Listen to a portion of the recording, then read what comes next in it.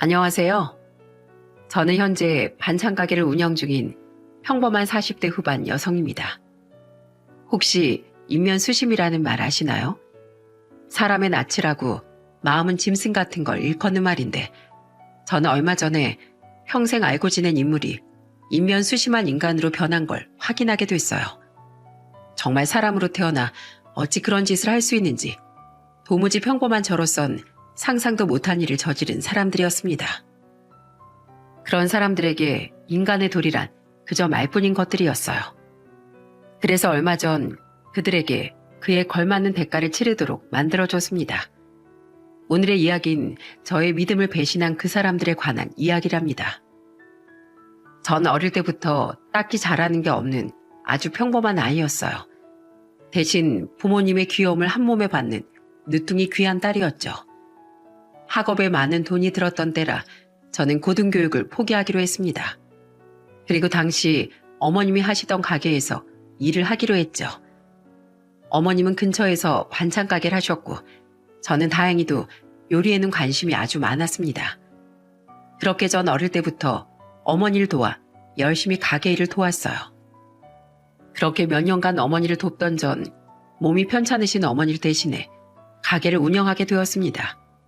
주변에서는 어머니의 손맛을 잊지 못해 오시는 분들도 계셨지만 제가 새로 개발한 반찬에 관심을 가지는 사람도 많이 왔습니다. 제가 20대였을 때 근처에 자주 오시던 여자분이 계셨어요. 나이는 어머니 연배였는데 이틀에 한 번씩 꼬박꼬박 저희 반찬 가게를 들르시더라고요. 처음엔 반찬을 만들기 어려운 맞벌이 부부라고 생각했는데 그게 아니었더라고요. 아들이 밥을 자주 거른다며 제가 운영하는 반찬 가게 반찬은 잘 먹는다는 이야기를 하시더군요. 그 이야기를 들으니 어찌나 보람차고 마음이 뿌듯하던지. 그런 이야기를 듣고 나니 마음이 조금 더 가는 건 어쩔 수 없는 것 같았습니다. 물론 다른 단골분들에게도 서비스 음식이라며 반찬을 조금 더 넣어주거나 새로 개발한 반찬을 맛보시라며 넣어드리곤 했지만 이분에겐 좀 더 신경을 많이 썼어요. 그렇게 그분은 저희 가게 단골이 되었습니다. 가게를 운영하다 보면 항상 좋은 일만 있는 건 아닙니다. 가끔씩 안 좋은 일도 벌어지곤 해요. 야심차게 반찬을 개발했는데도 모든 사람들의 입맛에 맞을 수는 없는 것처럼 말이죠. 시식에서 좋지 않은 말을 많이 들으면 자존감도 많이 떨어지고 기분도 좋지 않습니다. 그 단골분이 아들을 데려온 건 바로 그런 날이었어요. 솔직히 기분이 좋지 않았지만 제 반찬을 먹고 좋아해주는 사람들이 있다는 것에 많은 위로를 받았어요. 그리고 그 덕분에 그 사람과도 많이 가까워졌죠. 그렇게 그 단골분은 저희 시어머니가 되었고 단골분의 아들은 제 남편이 되었어요. 시댁분들은 참 좋은 분들이셨습니다. 넉넉하지 않은 사정에도 마음씨는 넉넉하신 아주 좋은 분들이요. 그리고 그런 분들 밑에서 자란 남편도 굉장히 푸근하고 다정한 사람이었습니다. 그리고 굉장한 노력가이기도 했죠. 남편은 사진 작가가 되는 것이 꿈이라고 했습니다. 그렇지만 지금 현재도 사진 작가라는 직업은 취미로는 많이 즐기지만 직업으로는 많이 가지지 않는 일이잖아요. 예나 지금이나 그런 부분에선 비슷하다고 생각을 합니다.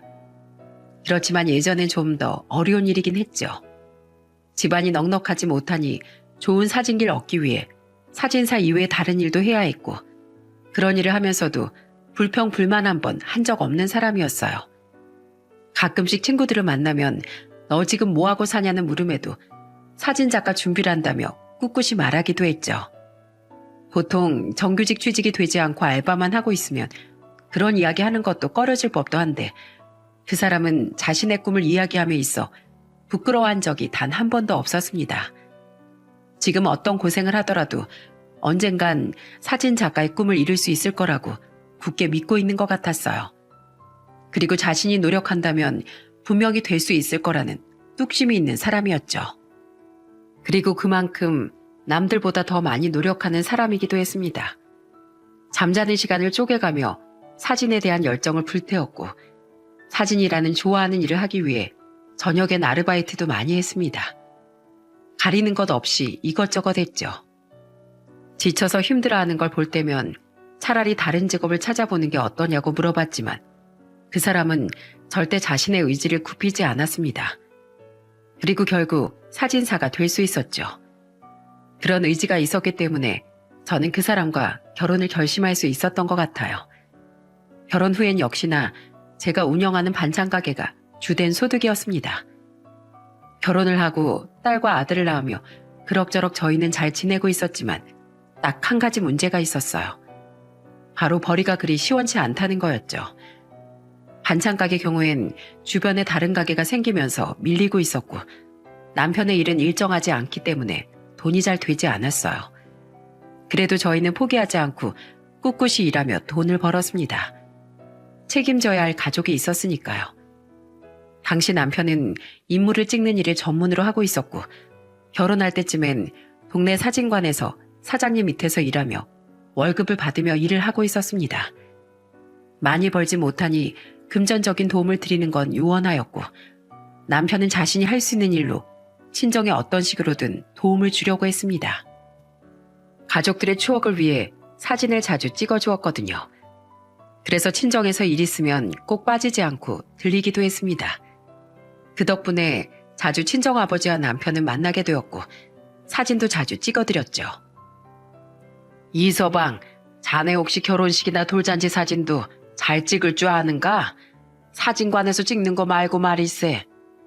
예, 바뀌든 아니든 예쁘게 잘 찍을 수 있습니다. 장인어른, 그런데 그런 건 왜 물으시는 겁니까? 다른 게 아니라 내 친구들이 많은데 내가 우리 사이가 사진을 찍는다니까 자기네들 행사에 와서 사진을 찍어줄 수 없냐고 묻더구만. 그래서 내 자네를 소개시켜 주려고 하는데 시간은 괜찮은가? 시간이 정해져 있는 식 같은 경우엔 제가 사진관의 양해를 구해보도록 할게요. 장인어른 부탁이신데 제가 안 해드릴 수가 없죠. 예쁘고 행복해 보이게 제가 잘 찍어드리겠습니다. 걱정하지 마시고 믿고 맡겨주세요. 두 분의 대화엔 신뢰가 가득 담겨 있었습니다. 아버진 발이 넓고 사람을 좋아하시는 분이셨습니다. 게다가 먼 지방에서 일자리를 찾아온 터라 이곳의 향후회에도 가입이 되어 있으셨죠. 생각보다 어마어마한 규모의 향후회였습니다. 친정 아버진 그곳에서 부회장직을 맡으며 다른 사람들과 교류를 활발히 하고 계셨어요. 그런 아버지 활동이 저희 남편에겐 새로운 기회로 생기더군요. 향후의 사람들에게 아버지가 남편을 소개시켜주기 시작했고 그분들의 경조사에 남편이 자주 불려가 일을 하게 되었습니다. 그렇게 남편은 사람들을 알게 되어갔고 단골이 만들어졌어요. 그리고 그분들은 아버지 생각해서라도 다른 것보단 저희 남편에게 먼저 연락을 주기도 하셨어요. 그렇게 자주 불려가니 본업보다 이쪽 일이 더 잘 되더군요. 그리고 이쪽 일이 더 돈이 많이 됐습니다. 출장이니까요. 그렇게 몇 년쯤 일을 하다가 아버지가 남편에게 말했어요. 이서방, 자네 나이도 이제 40이 다 돼가는데 언제까지 다른 사람 밑에서 일할 건가? 내가 내 이름으로 사진관을 하나 차려주겠네. 그러니 자네가 그곳에서 일하면서 돈을 벌어보게. 대신 남잔 책임을 질 줄 알아야 되네. 매달 얼마씩이라도 갚는 조건으로 말이야. 무슨 말인지 알겠나? 장인어른, 이건 너무 감사한 일이긴 한데 제가 이 빚을 어떻게 다 갚아야 할지 모르겠네요. 제가 몸둘 바를 모르겠습니다. 가게를 차려주신다뇨. 여태껏 사람들 소개시켜 주신 것만으로도 너무 감사한 일이었는데 그래도 믿어주신다면 열심히 해서 꼭 갚도록 하겠습니다. 그래, 그럼 그렇게 함세. 난 자네 사람 됨됨이가 참 괜찮고 집에 충실한 걸 보니 이렇게 해줘도 나중에 문제가 전혀 없을 것 같아서 내가 해주는 것일세. 그러니 잔말 말고 사진관 운영 잘 하도록 하게. 내가 다 물심양면으로 지원해주겠네. 아버지 말에 남편은 울면서 아버지에게 감사 인사를 전했습니다. 그러면서 남편은 아버지 앞에 무릎을 꿇고 큰절까지 올렸죠. 그 뒤로도 남편은 아버지의 도움에 감사해하며 더 잘하려고 했어요. 자신이 한 말을 지키려고 했고 우리 아이들에게도 무척 잘해주었습니다. 물론 처음부터도 굉장히 다정한 아버지이긴 했고요. 그리고 남편이 친정에 잘하면 잘할수록 저는 시댁에 더 신경을 쓰려고 했어요. 친정 아버지의 도움이 시댁에도 전해졌는지 시댁은 우리에게 어떤 형식으로든 도움을 주려고 하더군요. 참 고마운 일이 아닐 수 없었습니다. 솔직히 저희 가족은 양가 부모님의 도움으로 별탈 없이 지낼 수 있었던 것 같아요. 특히 시어머니는 금전적으로 도움이 되지 못하는 것이 미안하다며 항상 맞벌이로 바쁜 우리 부부의 아이를 봐주시곤 했습니다. 아이를 시댁에 맡기는 것도 죄송스러워 용돈을 드리려고 했지만 항상 그 돈을 모아두었다가 저희 아이들에게 다시 돌려주시곤 했죠.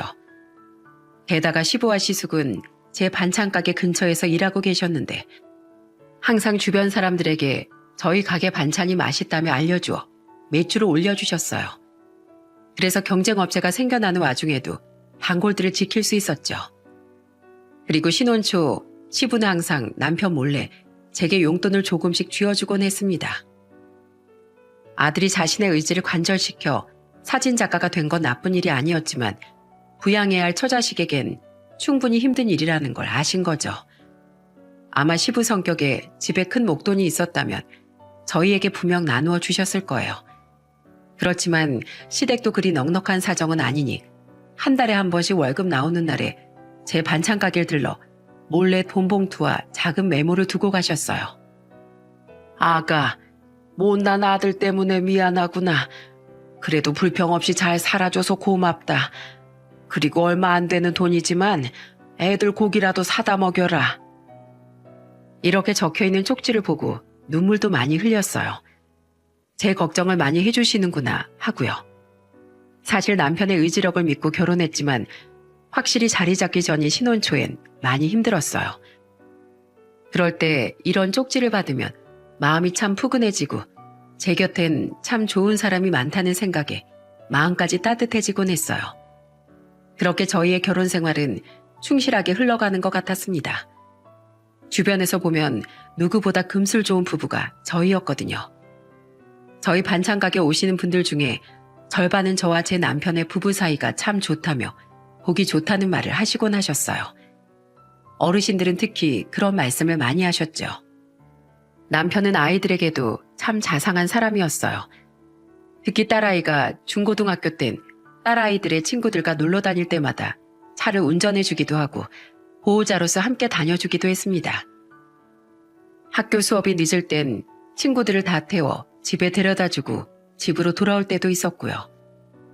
아이들이 멀리 놀이공원이라도 가고 싶다고 하면 꼭 뒤따라가서 인솔자 역할을 톡톡히 하고 돌아오곤 했습니다.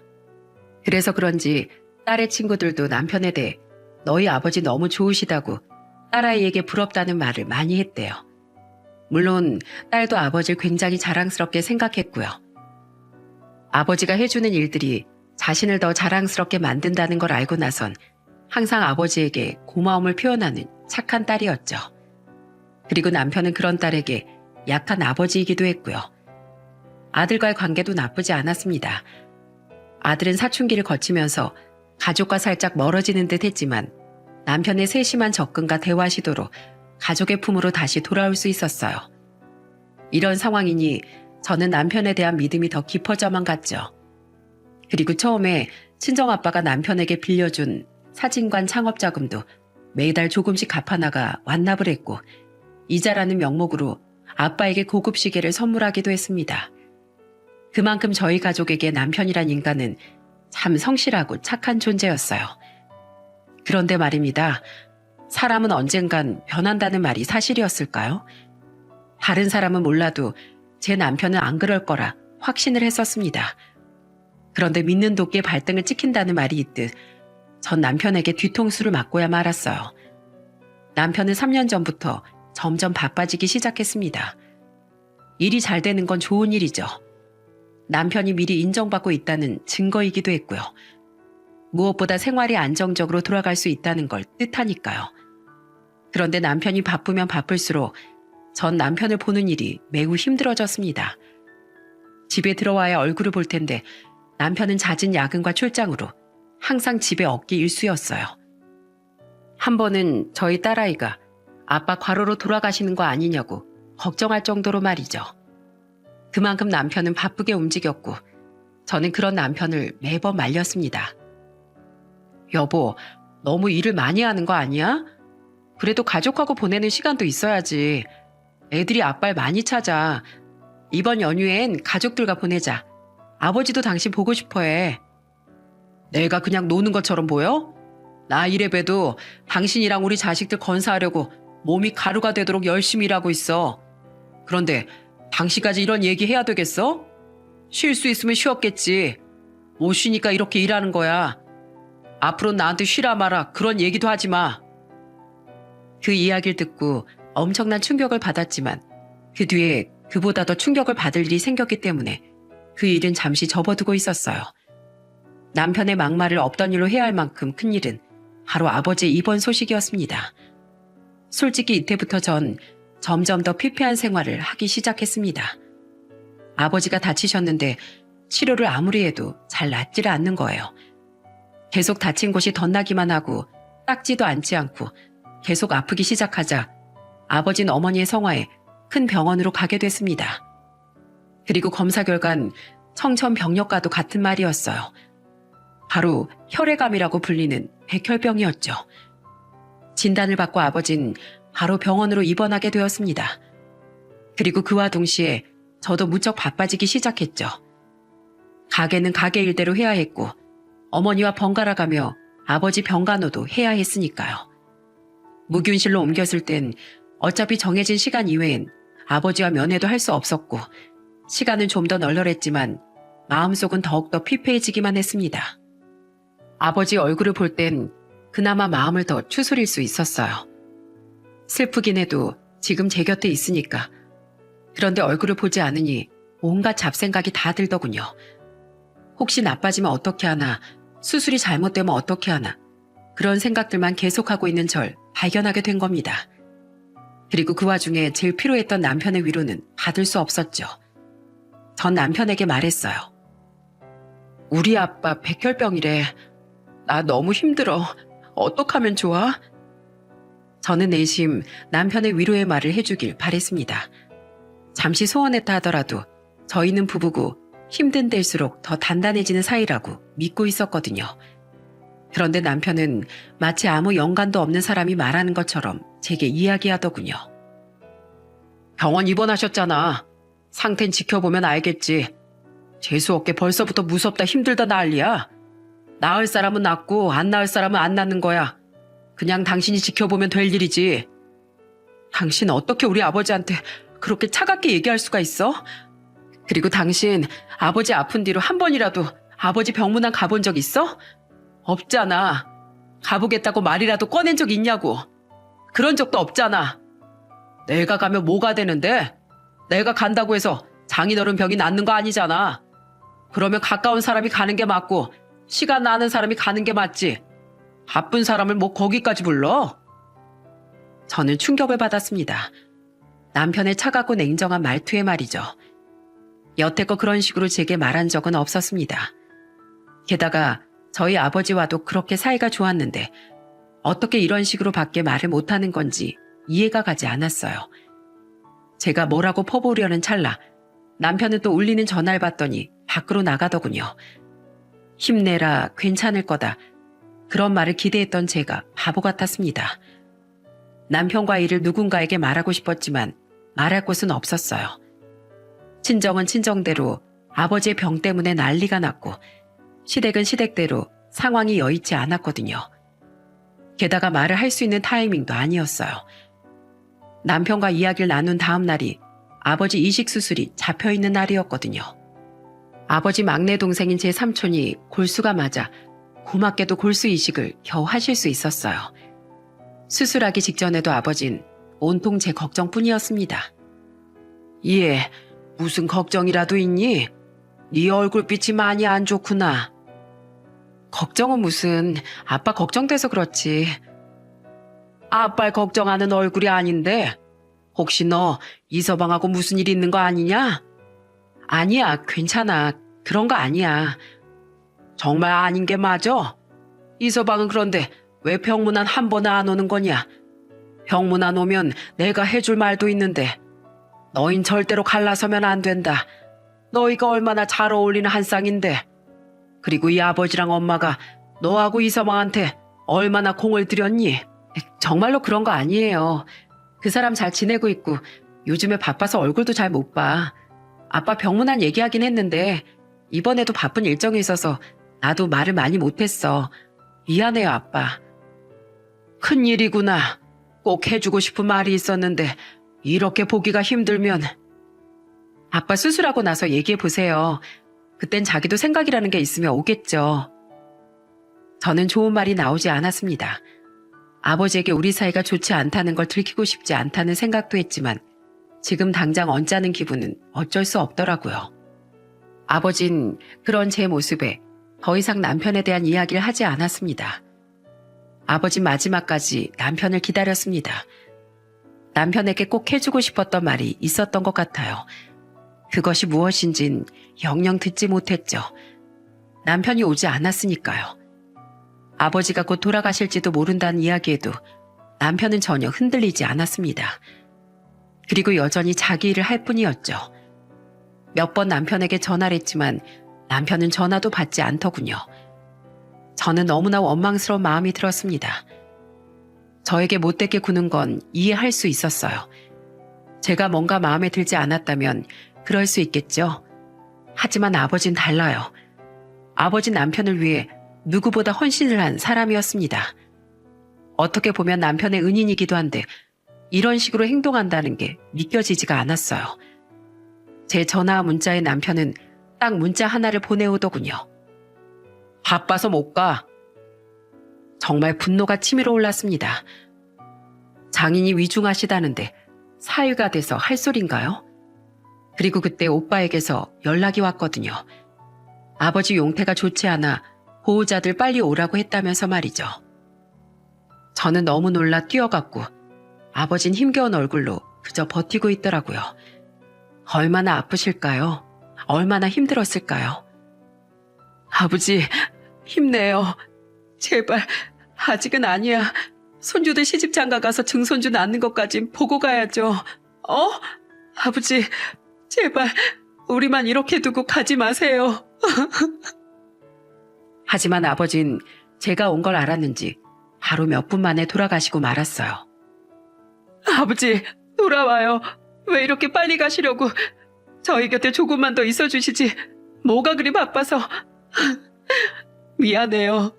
계실 때 더 잘해드렸어야 했는데 죄송해요, 아버지. 아버지를 잃은 슬픔은 너무 컸습니다. 아버지가 없다는 사실만으로도 저의 기분은 완전 바닥이었어요. 이런 상황이라 남편에 대한 일을 질질 끌고 있을 수도 없었고요. 바로 아버지의 장례식이라는 커다란 문제가 남아있었거든요. 아버지 임종을 남편은 지키지 못했지만 그래도 장례식 첫날은 늦게라도 장례식장을 찾아왔더군요. 하지만 그는 다른 곳에 관심이 있는 듯 전화기만 만지작거리며 성의 없는 모습을 보여주었어요.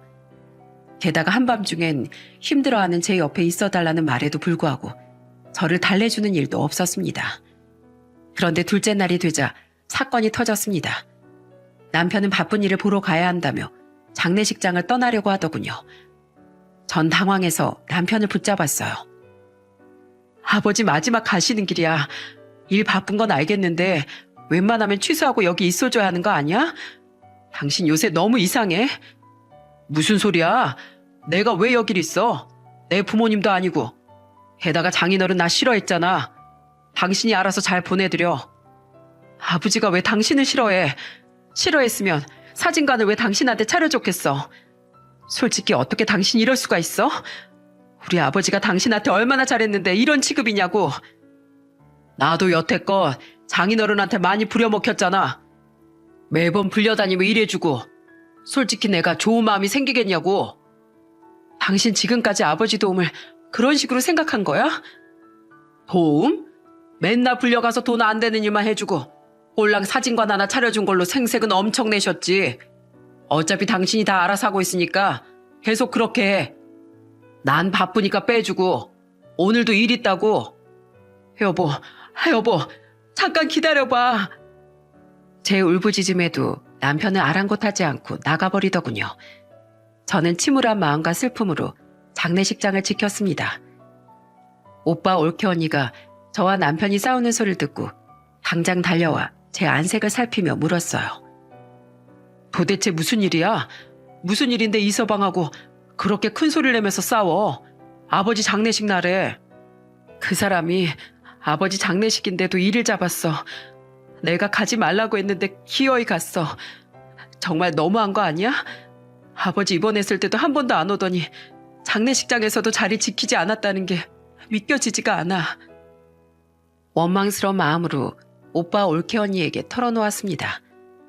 저는 장례식이 끝나면 남편 놈을 절대 용서하지 않겠다고 다짐을 했어요. 그렇게 몇 시간이 지났을까요? 장례식장에서 큰 소리로 경악하는 딸의 모습을 보게 되었습니다. 저는 무슨 일인가 싶어 소리를 지른 딸의 곁으로 헐레벌떡 뛰어갔어요. 딸은 어찌된 영문인지 선 자세로 굳어 있었고 핸드폰은 바닥에 떨어져 있었습니다.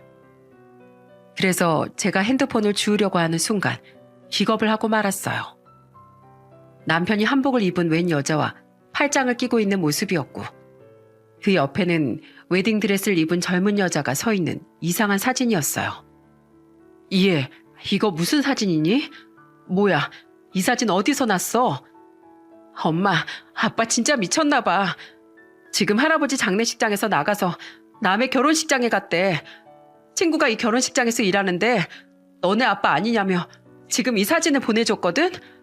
근데 친구가 하는 말이 이 웨딩드레스를 입은 신부가 우리 아빠를 아버지라고 불렀대. 그리고 한복 입은 이 중년 여자가 아버지랑 팔짱을 끼고 있고 지금 같이 하객들을 맞이하고 있대. 이게 지금 무슨 상황이야? 지금 아빠 두 집 살림한 거야? 딸아이 물음에 저는 대답을 할 수 없었습니다. 저도 알 수 없는 상황이었으니까요. 하지만 딸의 친구가 보내준 사진은 의심에 여지할 것 없는 바람이었습니다. 남편이 바람을 피웠다는 걸 알고 경악한 것도 있지만 이 모든 일을 제가 먼저 알게 된 것이 아니라 딸아이가 먼저 알게 된 것도 너무 화가 나더라고요.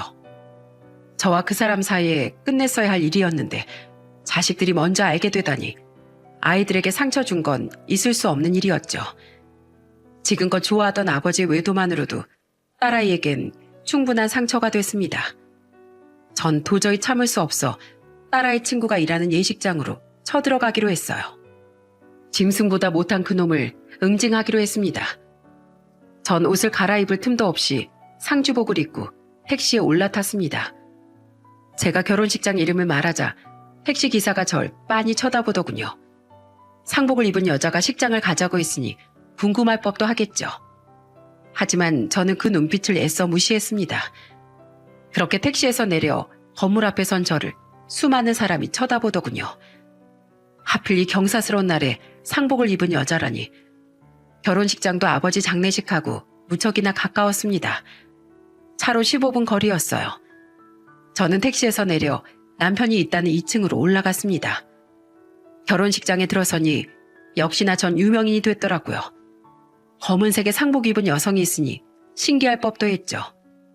그리고 남편을 찾게 된 순간 저는 입을 틀어막고 말았습니다. 남편 놈은 그 결혼식의 사진을 찍어주고 있었어요. 열정적이고 프로다운 모습으로 사진을 찍는 걸 보니 우라통이 터질 것 같았어요. 장례식장에선 아주 지겹다는 얼굴을 하고 있던 남편이 여기선 눈을 빛내며 사진을 찍고 있더군요. 게다가 그 상간녀로 추정되는 여자와도 아주 친밀한지 둘이서 팔짱을 끼더군요.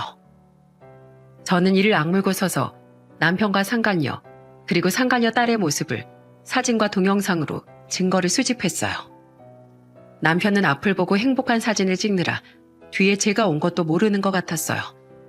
사진을 다 찍었는지 남편은 혼주석에 한복 입은 여인에게 갔고 남편은 혼주석 아버지 자리에 착석까지 하더라고요.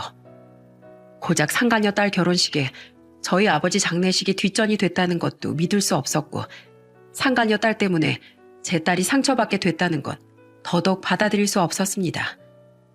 그 두 사람이 화기애애하게 이야기하는데 성큼성큼 걸어갔어요. 제가 지나가자 주변이 조용해지더군요. 그제야 너무도 조용한 장내에 뒤돌아보는 남편과 상간녀가 보였습니다. 두 사람의 얼굴은 완전 사색이 됐고 남편은 허둥지둥 일어나 제게 다가오더니 제 손을 붙잡더군요. 여보, 여기 어떻게 온 거야? 장례식장에 있어야 하는 사람이 왜 여기 있어? 여보? 그래, 네 여보 남편 잡으러 왔다. 장인 장례식장에서 쥐새끼처럼 나가 상간녀 딸 결혼식에 참석한 남편 말이야. 제 말에 결혼식장에 아직 남아있던 사람들이 웅성웅성거리기 시작했습니다. 뭐? 여보라고? 그럼 유부남이었단 말이야? 세상에, 저 사람 두 집 살림 하나 보네. 이 집안 완전 콩가루 집안 아니야? 그럼 오늘 결혼한 지영이 엄마가 상간녀란 말이야? 이렇게 말하는 사람도 있었고 어떤 사람들은 몰래 사진을 찍기도 했습니다. 당신이야말로 여기서 뭐 하는 거야? 당신 여태껏 바람피느라 병으로 죽어가는 우리 아버지한테 한 번도 안 왔던 놈이 상간녀 딸 결혼식에 참석을 해? 자, 잘 들으세요 여러분. 이놈이 상간남이고 인연이 상간녀입니다. 지영이란 애가 상간녀 딸이고요. 이런 말도 안 되는 광경 보신 적 있으신가요? 여보, 그만하지 못해? 우선 나가서 얘기하자. 누구 죽는 걸 보고 싶어? 죽어? 그래, 제발 좀 지옥 불구덩이에 빠져서 죽어라 이놈아. 너 같은 자식은 이 사회에서 퇴출시켜버려야 돼. 절대 가만 안 둬 이놈아. 여보, 오해하지 마. 나 저 여자랑 그런 사이 아니니까 일단 우리 나가서 이야기하자. 남의 경사 이게 뭐하는 짓이야? 전 남편이 뭐라고 짓거리던 간에 신경 쓰지 않고 고래고래 소리를 지르며 난장판으로 만들어버렸습니다.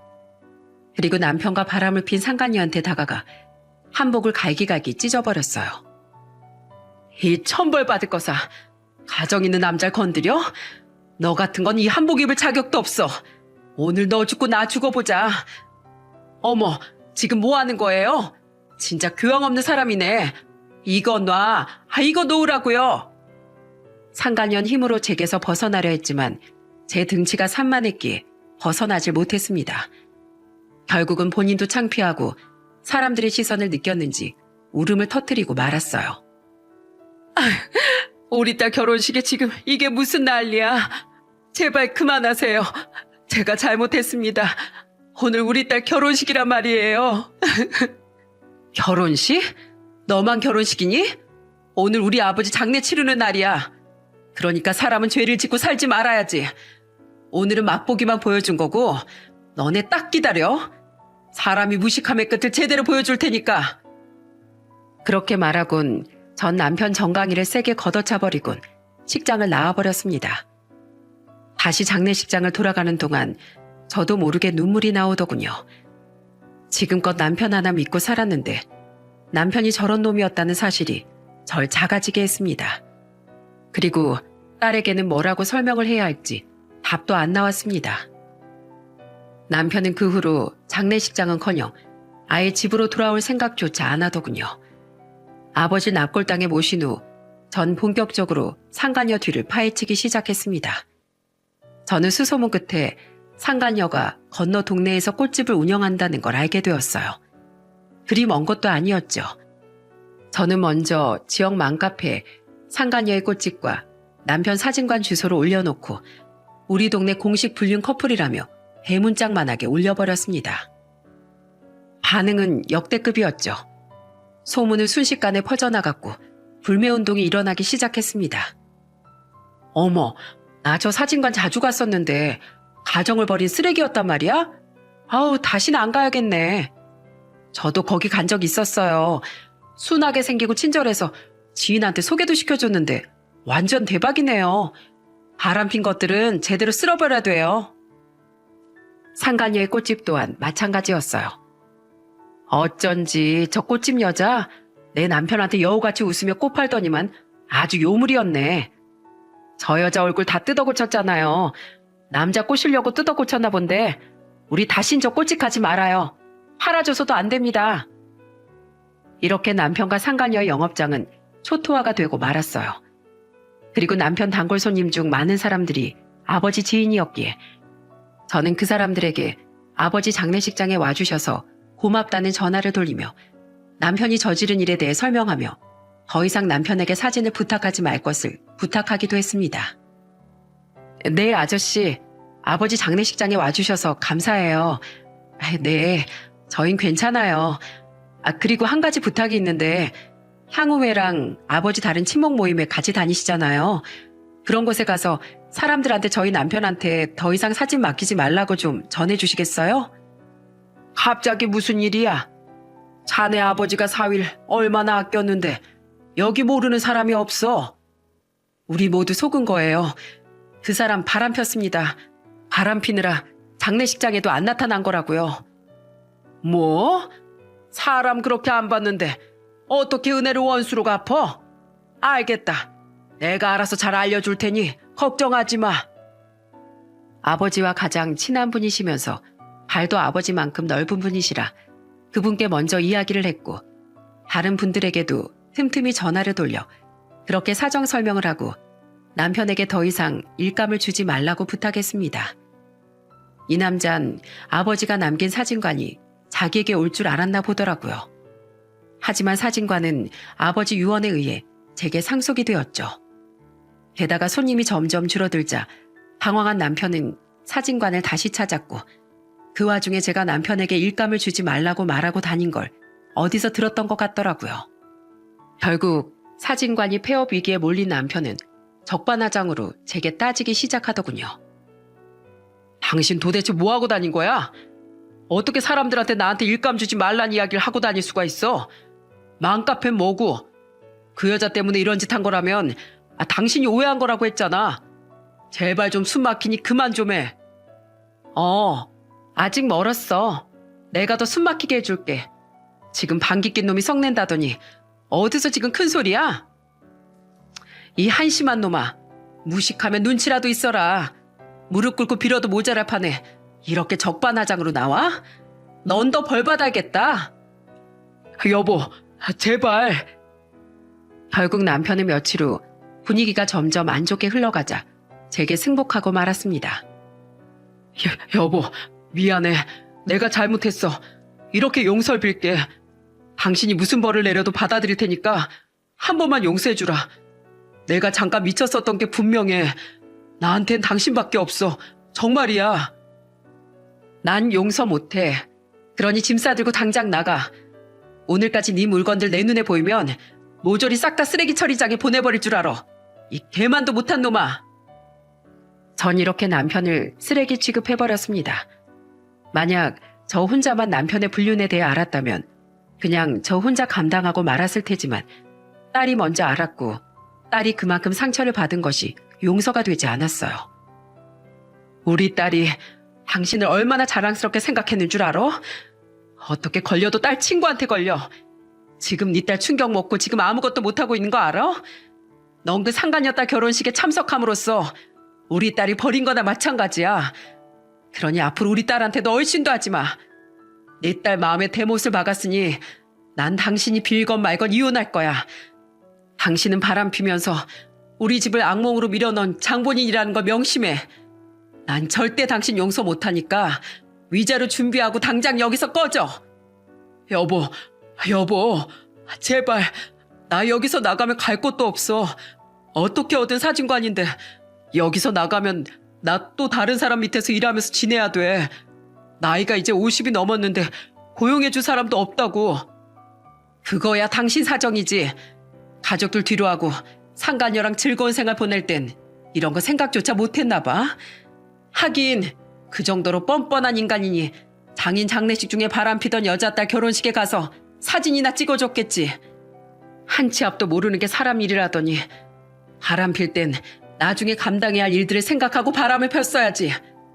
난 네 놈 사정 봐줄 생각 없으니까 상간이한테 가던지 알아서 해. 결국 매몰차게 남편을 끊어냈고 저는 상간녀가 일하는 꽃집으로 향했습니다.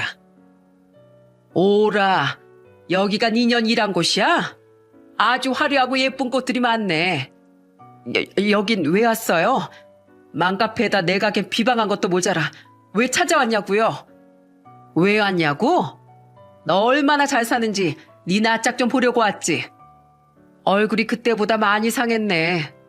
어머, 이 피부 봐. 이렇게 거칠어서야 원 또 다른 남자 꼬실 수 있겠어? 무슨 남자를 꼬신다고 그래요?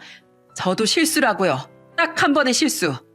그때 당신이 결혼식장 깽판 치는 바람에 제가 지금 지옥에서 살고 있다고요. 제가 잘못했다고 했잖아요. 도대체 어디까지 하시려고 그러세요? 난 네가 결혼식장에서 뻔뻔하게 내 남편하고 혼주석에 앉아있는 모습을 잊을 수가 없어. 네가 입장 바꿔서 생각해봐. 열이 받겠어? 안 받겠어? 열 받죠. 그래, 열 받아서 내가 지금 이러는 거야. 근데 어떡하냐? 이 동네 주민들이 좋을 땐 아주 좋고 무서울 땐 아주 무서운 양반들이거든. 아마 고생 좀 하게 될 거야. 제발 저 좀 가만히 내버려둬요. 위자료 드리면 되잖아요. 저도 남자 하나 잘못 만나 인생 망쳐서 누구보다 죽고 싶은 심정이라고요. 정말 잘못했습니다. 경고하는데 앞으로 너 내 눈에 띄지 마라. 그땐 법이고 뭐고 없어. 좋은 말로 할 때 이 동네 떠나. 알았어? 전 이렇게 무시무시한 경고를 하고 나왔습니다. 상간녀가 벌벌 떠는 걸 보니 아주 속이 후련하더군요. 그 이후 저는 이혼 소송을 진행했고 상간녀한테 위자료 소송도 진행했습니다. 상간녀는 꽃집 주소가 털린 뒤로 각종 항의 전화를 받은 모양이었어요. 짧은 시간에 지역사회에 엄청나게 퍼지는 바람에 결국 운영도 되지 않아 폐업하고 나가 떨어졌다고 했습니다. 특히 상간녀 딸은 그날의 결혼식장 사건으로 충격받아 하온하게 됐다고 하더군요. 상간녀의 사돈이 상간녀에게 바람 피며 불륜이나 저지른 여자 딸한테 아들은 절대 못 주겠다고 말하며 일방적으로 결혼을 파기했다고 해요. 혼인신고를 올린 건 아니라 이혼은 아니었지만 그것만으로도 상간녀 딸에겐 큰 충격인 듯 했나 봅니다. 게다가 결혼식이 망하게 된 것에 대해 신랑 측으로부터 위자료까지 청구받았다고 해요. 그간 들었던 돈이며 하객들에게 이 일에 대해 알려져 신랑 앞날 막은 것까지 정신적 위자료라며 청구했다는데 그 이후로 밖에 나가질 못한다고 하더군요.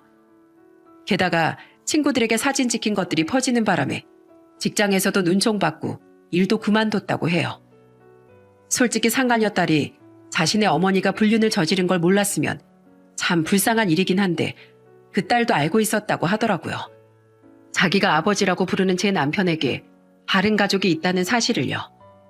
알고도 동조하며 가족처럼 지낸 걸 보면 그 상간녀 딸도 상간녀와 다름없는 사람이라는 생각이 들더라고요. 그런데 웃긴 건 자기도 자기 엄마의 불륜을 보고도 그냥 넘겼으면서 자기 결혼식 망하자 상간녀인 자기 엄마에게 그렇게 욕을 하며 난리를 쳤다고 하더군요.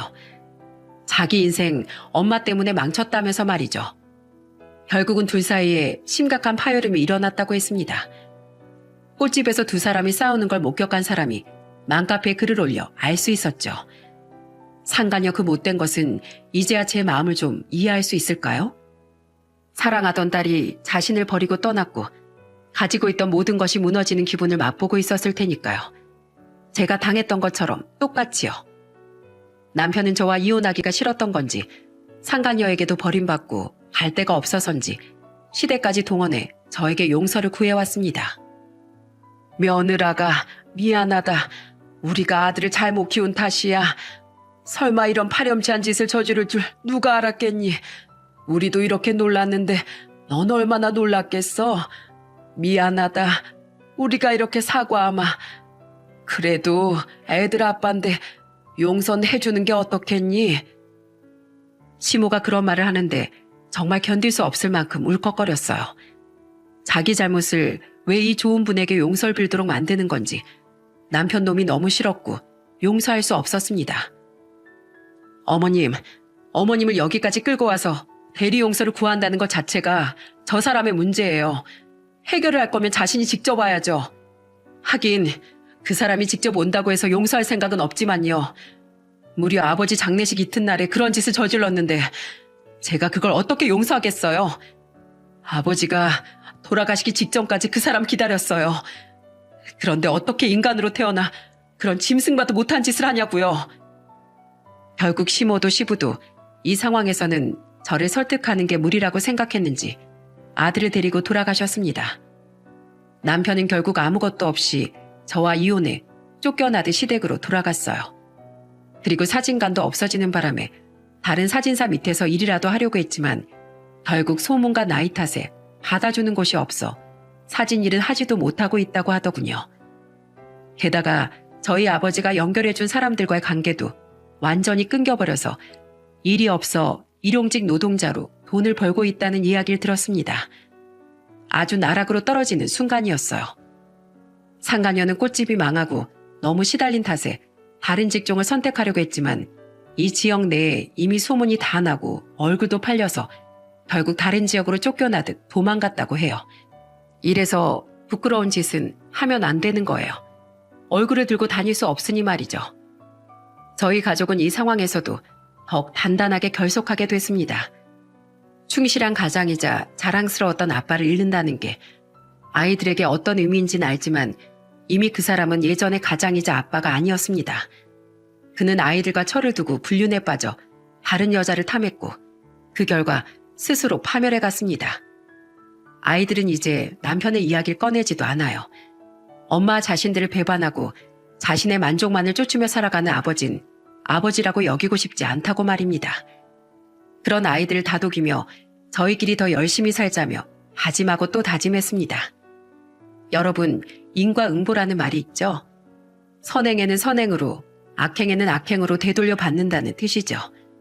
결국 그 말 그대로 남편은 저와 제 가족을 기만하고 불륜을 한 대가를 되돌려 받게 되었습니다. 모든 걸 잃고 그 사람을 지탱해주던 모든 가족을 잃고 혼자가 되었습니다.